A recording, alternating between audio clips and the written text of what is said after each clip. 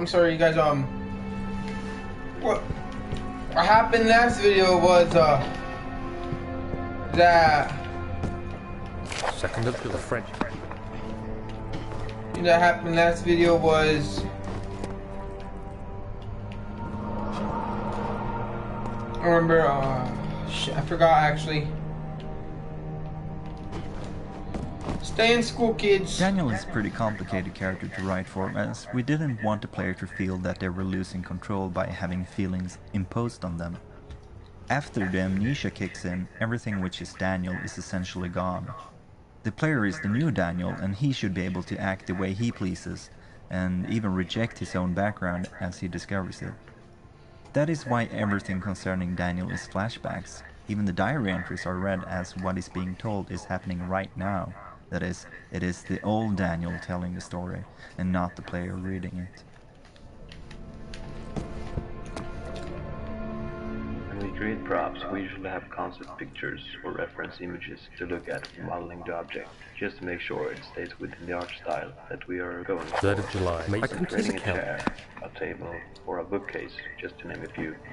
We usually have to plan the measurements before we get them into the game, because having something in the game that isn't the right size can break the immersion.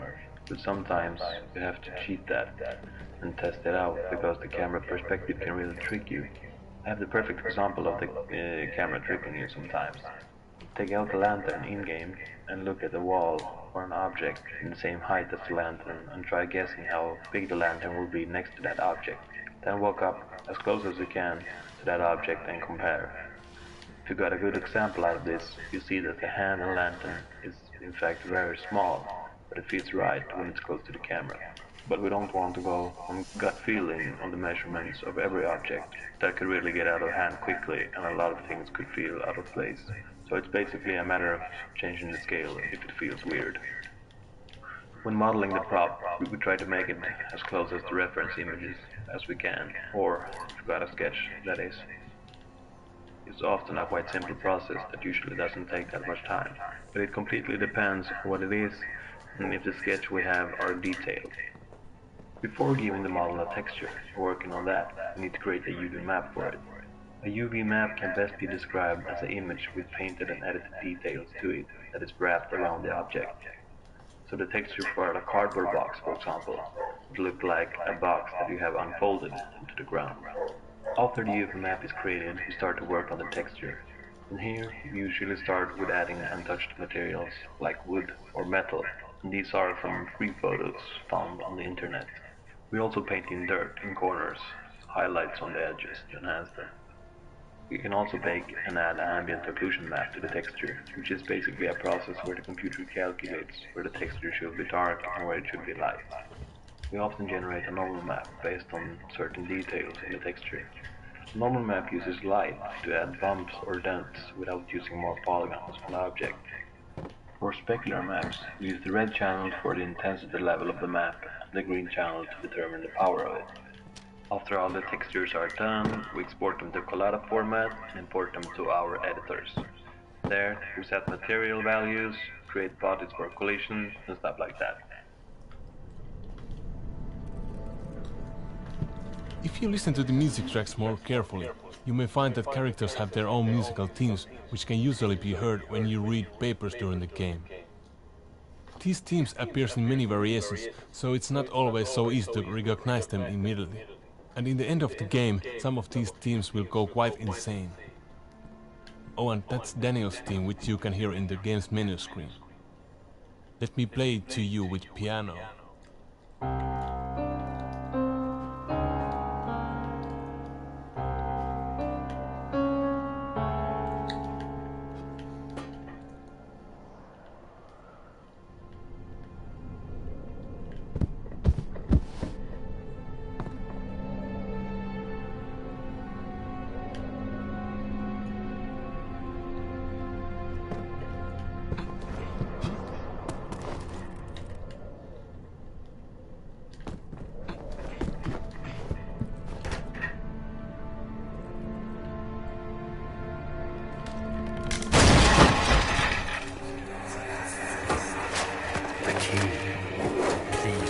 it be here?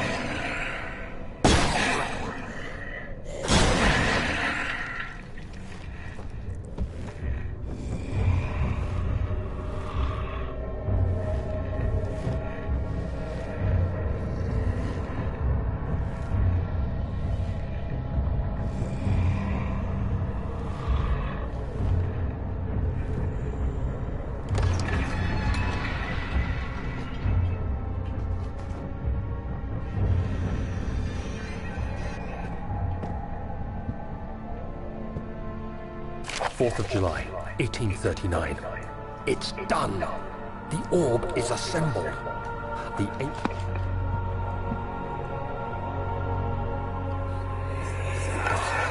Thank God, there it is. I guess this is a good place to hide it then.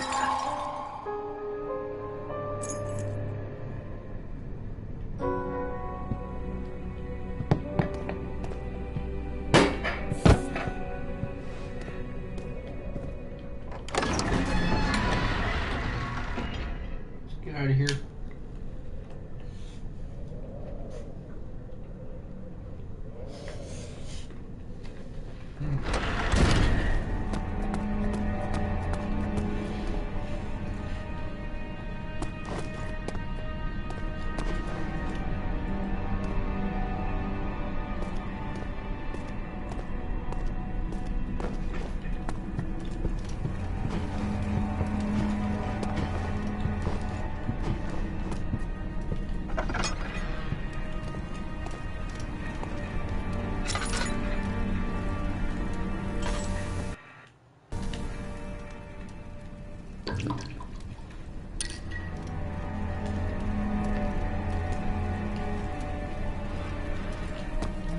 I know what to do, hold up.